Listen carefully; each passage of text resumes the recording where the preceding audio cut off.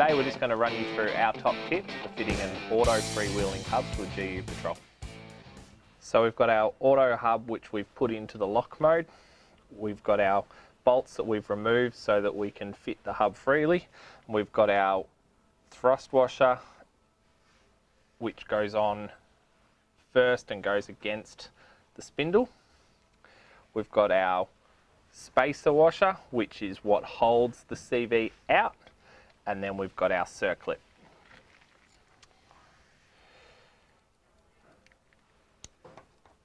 There are different thicknesses of this spacer washer depending on where your CV is sitting compared to where the spindle is.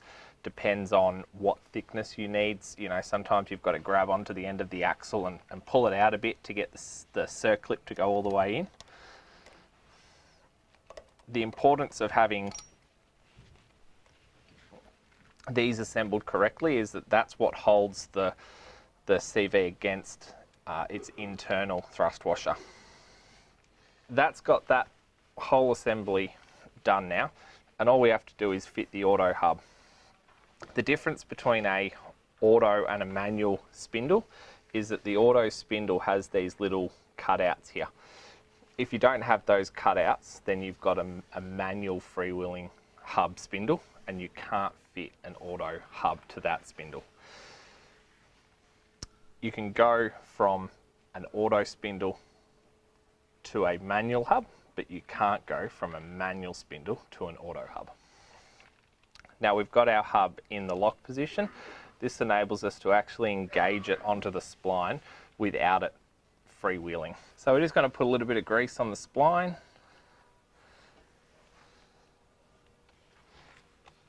And then we're going to make sure that our surface that we're mating up to is really nice and clean. We're going to do the same thing on our freewheeling hub. You can put some sealant on here, but so long as both surfaces are really nice and clean, I normally wouldn't, because then it means you've got to try and clean all of that off every time you want to adjust a wheel bearing. So we would normally just polish them up really clean, and then we're going to slide the hub on. Now this is where a lot of people go wrong. They line the hub up and they just do the bolts up, and that preloads the locking mechanism in the hub and it doesn't actually engage, and that causes the hub basically to fail straight away. This is why we've got it in the lock mode, and we're just going to turn it until it clicks home. Then we can line our bolts up and that's ready to do up. Whilst we're just holding it in position and holding it nipped up against the hub, I'm just going to do one up loosely so we can put the rest of them in.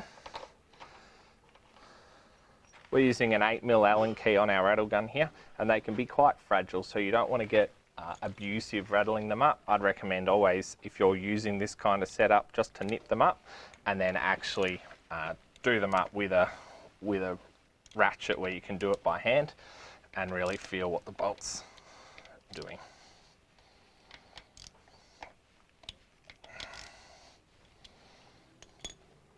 Lastly, before we finish up, we're just going to put the hub back into auto mode, and that's ready to go.